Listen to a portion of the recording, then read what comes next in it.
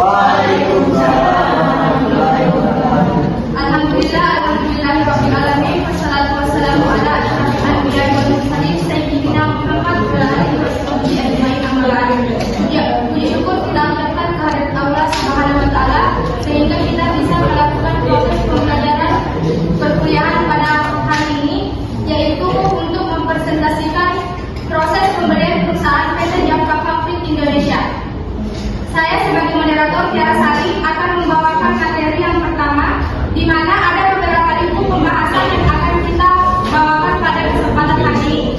Yang pertama adalah mengenai latar belakang perusahaan PT Jaffa Pabrik Indonesia. Yang kedua, proses pembelian pada perusahaan PT Jaffa Pabrik Indonesia. Yang ketiga adalah penanggung jawab setiap proses pembelian pada perusahaan tersebut. Dan yang terakhir adalah bagian kesimpulan. Yang pertama adalah latar belakang perusahaan PT Jaffa Pabrik Indonesia. PT Jaffa Pabrik Indonesia atau Jaffa Pabrik merupakan sebuah perusahaan asal Jakarta, di mana merupakan salah satu perusahaan yang bergerak dalam bidang agri-food terbesar dan terintegrasi di Indonesia. Unit bisnis utama perusahaan ini yakni pembuatan pakan ternak, pembibitan ayam, pengelolaan gas, serta pembudidayaan pertanian. Awal berkembangnya perusahaan ini yakni pada era atau periode 1970-an. Jaffa pertama kali didirikan sejak tahun 1971 dengan nama PT Jaffa Processing Factory. Jaffa terus melakukan pengembangan perusahaan dengan melakukan kerjasama kemitraan dengan beberapa perusahaan lainnya. Jaffa beroperasi dengan didukung oleh beberapa divisi, diantaranya yaitu divisi unggas, divisi daging, divisi aquaculture, dan beberapa divisi bisnis lainnya. Hingga saat ini, Jaffa terus menyebar melalui anak-anak perusahaan serta jaringan produksi yang tersebar di beberapa kota-kota terbesar di Indonesia. Pembahasan selanjutnya mengenai proses pembelian dalam sebuah perusahaan. Yang pertama yakni mengidentifikasi masalah. Mengidentifikasi masalah atau pengenalan masalah. Secara sederhana, sebelum pembelian terjadi, pelanggan harus mempunyai alasan untuk berpikir bahwa apa yang mereka inginkan atau apa yang mereka cita-citakan berbeda dengan apa yang sudah mereka miliki.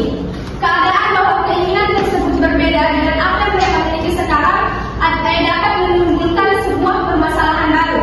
Oleh karena itu, para pemasar perlu mengidentifikasi keadaan yang memicu kebutuhan atau perbedaan kebutuhan tersebut dengan mengumpulkan berbagai informasi dari sejumlah konsumen. Pengenalan kebutuhan muncul dari ketika konsumen menghadapi suatu masalah, yaitu suatu keadaan di mana terdapat perbedaan antara keadaan yang terjadi atau keadaan yang diinginkan dengan keadaan yang sebenarnya terjadi. Proses selanjutnya adalah pencarian informasi. Pencarian informasi atau mengumpulkan informasi adalah proses ketika konsumen memandang bahwa kebutuhan tersebut bisa dipenuhi dengan membeli atau mengkonsumsi suatu produk. Konsumen yang tergugah ke akan kebutuhan akan terdorong untuk mencari informasi lebih banyak. Besarnya pencarian yang dilakukan tergantung pada kekuatan dorongannya. Jumlah informasi yang telah didapatkan atau dimiliki, kemudahan mendapatkan dan nilai yang diberikan pada informasi tambahan, dan kepuasan dalam pencarian informasi tersebutlah yang akan mendorong konsumen untuk mengumpulkan berbagai informasi yang ada. Sumber-sumber informasi konsumen dapat dikelompokkan setidaknya ada 4 kelompok. Yang pertama yaitu sumber pribadi, yang terdiri dari teman, tetangga, keluarga maupun kenalan. Yang kedua itu sumber komersil, yang terdiri dari iklan, tenaga penjualan, penyalur, kemasan, dan pameran. Sumber yang ketiga yaitu sumber umum seperti media sosial, media massa, organisasi maupun konsumen. Sumber terakhir yaitu sumber keempat adalah sumber pengalaman, yaitu sumber yang pernah menangani hal tersebut, menguji dan menggunakan produk. Proses selanjutnya adalah evaluasi alternatif. Adalah proses mengevaluasi pilihan produk dan merek dan memilihnya sesuai dengan kebutuhan yang diinginkan konsumen. Beberapa konsep dasar akan membantu seseorang untuk memahami proses evaluasi konsumen tersebut. Yang pertama, konsumen berusaha memenuhi kebutuhannya. Yang kedua, konsumen mencari manfaat tertentu dari solusi yang mereka dapatkan. Yang ketiga, konsumen memandang masing-masing produk memiliki merupakan kumpulan atribut dengan kemampuan yang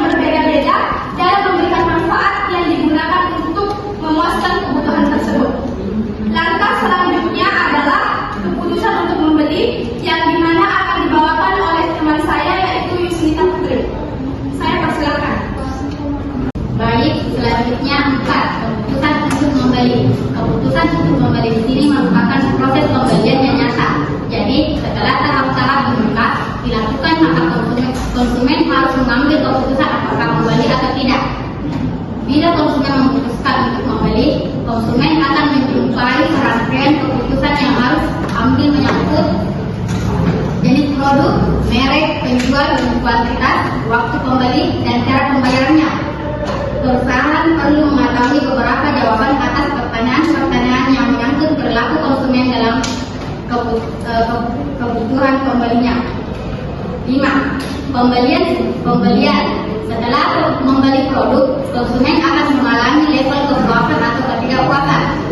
Tugas pemasaran tidak berakhir saat produk dibeli, melainkan berlanjut hingga periode pasca pembeli. Pemasaran harus memantau kepuasan pasca pembeli, tindakan pasca pembeli, dan pemakaian produk pasca pembeli. Keputusan seseorang pembeli juga dipengaruhi oleh ciri-ciri kepribadian termasuk usia, pekerjaan, dan keadaan ekonomi. 6. Evaluasi pasca pembelian. Keseluruhan proses belum berakhir setelah pembelian terjadi. Fakta menunjukkan bahwa semua bisnis dapat dengan sangat mudah kehilangan pendapatan dan pelanggan, sehingga pembelian seseorang pelanggan akan masuk dalam masa evaluasi apakah pelanggan menganggap keseluruhan memuaskan atau tidak. Jika pelanggan beranggapan bahwa telah mengambil keputusan yang salah dalam membeli produk, dia akan mengembalikan barang unik tersebut. Namun kepuasan pelanggan saat ini belum cukup untuk menjaminkan apakah pelanggan tersebut akan kembali untuk membeli barang tersebut. Penanggung jawab dalam proses pemilihan presiden Bapak Kompas Indonesia akan dibacakan oleh teman saya Nurhanisa. Saya persilakan. Baik, proses pembelian PT Java Konfit Indonesia dimulai dari penerimaan bahan baku jagung dari supplier dan pemasok jagung sebagai bahan utama. Pabrik pakan ternak di bidang pro-agribisnis menggunakan bahan baku dari kegiatan pertanian. Karakteristiknya yaitu di mana produksi dihasilkan secara bermusim. Pembelian bahan baku yaitu juga pada perusahaan dilakukan dengan dua jenis pembelian, yaitu jagung basah dan jagung kering. Jagung basah yaitu jagung yang sudah dipipil, sedangkan jagung kering yang sudah dipipil dan dijemur terlebih dahulu dengan memanfaatkan sinar matahari. Tambahan sedikit, perusahaan perlu memperhatikan kebijakan yang telah diterapkan oleh perusahaan sehingga proses pengelolaan yang berjalan dapat terlaksana dan terkontrol dengan baik, sehingga dapat mengoptimalkan kualitas produk pakan ternak.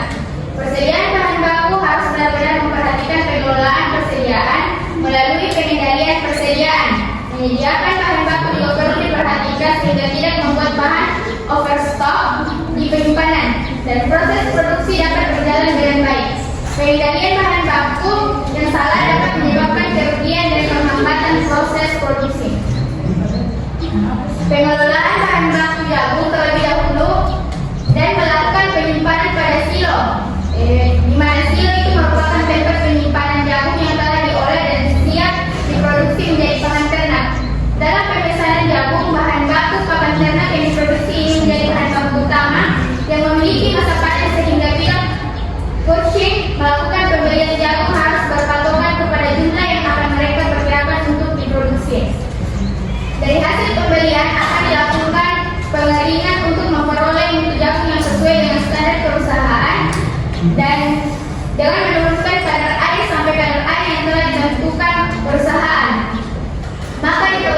Maka diperlukan ketelitian sehingga jagung yang datang siap disimpan dalam gudang dan akan dikelola untuk bisa digunakan sebagai bahan baku pakan yang siap untuk diproduksi.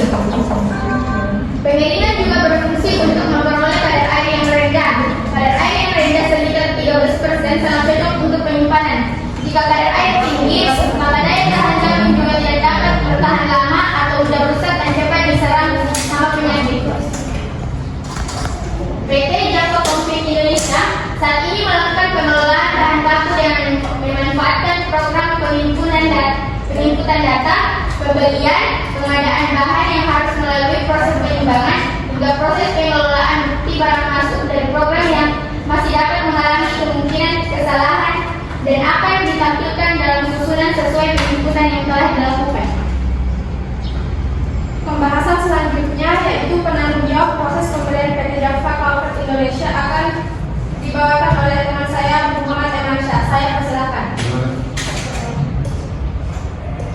cabang bertanggung jawab menggunakan sistem untuk mengecek laporan yang ada seperti laporan persediaan, pengelolaan, dan laporan produksi pakan ternak. Digunakan kereta kendali supaya dapat melihat kondisi perusahaan apakah telah terkontrol dengan baik atau belum.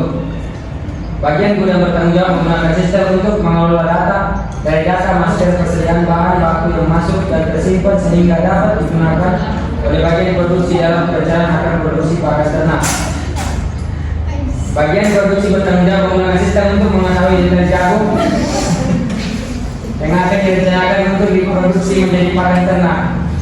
Bagian quality control menggunakan sistem untuk memberikan informasi tentang hasil sampel dan setiap bahan baku akan dilakukan proses pengelolaan dari datanya jagung hingga penyimpanan sehingga bagian produksi dapat merencanakan proses produksi pakan ternak dan dari hasil pakan bagian ini melakukan sampel untuk produk jadi pakan ternak.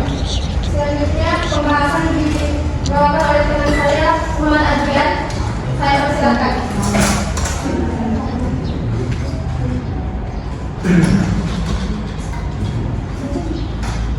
Sistem login penanggung jawabnya adalah kepala cabang bagian gudang, quality control bagian produksi, menggunakan input username dan password. Jika login berhasil, pengguna dapat menggunakan sistem pengelolaan sesuai dengan hak akses penanggung jawab masing-masing. Dan sistem peta kendali penanggung jawab kepala cabang. Pengguna dapat melihat detail dan grafik peta kendali yang merupakan indikator proses dan berjalan dalam hal pengolahan bahan baku dan kualitas yang digunakan dalam perusahaan terkendali yang akan menjadi informasi dalam pengambilan keputusan pengolahan bahan baku.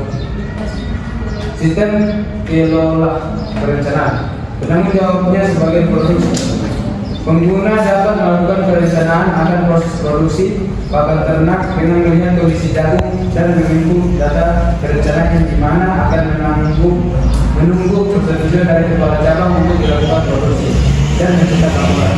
Sistem status persediaan penanggung jawabnya sebagai bagian gudang. Pengguna dapat menjadikan informasi dalam pengolahan bahan baku yang ada dalam gudang dapat dikontrol dan dapat menjadikan pengambilan keputusan dalam tindakan yang segera dilakukan untuk bahan baku yang memberikan kondisi atau status yang perlu dilakukan produksi sehingga bagian produksi segera melakukan perencanaan.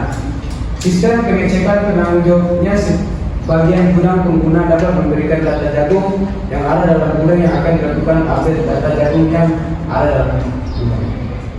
Sistem kelola penanggung jawabnya bagian gudang pengguna dapat melihat status jagung atau bahan baku dengan kualitas yang tersedia sehingga dapat dilakukan perencanaan produksi. Pengguna melakukan update dari pengecekan, pengeditan data persediaan yang tidak sesuai dengan mengalami kesalahan penginputan dan mencetak laporan. Setelah pembahasan presentasi kami akan membuka sesi tanya jawab. Bagi teman-teman yang ingin bertanya, silakan acungkan tangan, sebutkan nama kelompok serta pertanyaannya. Saya persilakan. Baik, perkenalkan nama saya Hajaratul Aswad, perwakilan dari kelompok 3. Pertanyaannya yaitu, apa hubungan antara segmentasi pasar dan penguasaan konsumen? Terima kasih atas pertanyaannya. Pertanyaannya akan dijawab oleh teman saya Nurhalisa. Saya persilakan. Jawab dari Hajar. Jawabannya yaitu segmentasi pasar merupakan kegiatan membagi suatu pasar menjadi kelompok-kelompok pembeli yang berbeda yang memiliki kebutuhan, karakteristik atau perilaku yang berbeda yang mungkin yang membutuhkan produk atau bauran barang atau jasa yang dibeli. Jadi hubungannya antara segmentasi pasar dengan penguasaan konsumen adalah jika kita memerlukan sesuatu hal yang kita butuhkan, kita mesti langsung menuju ke tempat yang menyediakan sesuatu yang kita butuhkan agar kita mendapatkan kepuasan sendiri. Itulah jawaban dari pertanyaan Hajaratul Aswad. Setelah sesi tanya jawab selesai, maka presentasi ini akan selesai. Sebelum itu, saya akan membacakan kesimpulan dari presentasi kita hari ini. Perusahaan PT Java Comfort Indonesia adalah salah satu perusahaan yang bergerak dalam bidang agri-food terbesar dan terintegrasi di Indonesia. Unit perusahaan ini adalah pembuatan pakan ternak, pembibitan ayam, pengelolaan unggas, serta pembudidayaan pertanian. Dalam memenuhi kebutuhan kebutuhan produksi suatu perusahaan ada 6 proses yang harus dilalui, yakni proses pertama adalah mengidentifikasi masalah, setelah itu adalah proses mengumpulkan informasi, proses berikutnya adalah evaluasi alternatif, setelah itu proses keputusan pembelian yang dilanjutkan dengan proses membeli, dan terakhir adalah proses pasca pembelian. Dalam melaksanakan proses pembelian bahan baku di perusahaan PT Java Comfort Indonesia yang masih menggunakan sistem manual, oleh karena itu ada perkembangan sistem, yakni dengan menggunakan komputer yang telah mencapai tingkat Master Supplier maksimum. Selain itu ada bentuk sistem lain yang mengelola proses pembelian bahan baku tersebut. Dan di setiap sistem ada penanggung jawab dan tugas-tugasnya masing-masing dengan tujuan agar proses yang dijalani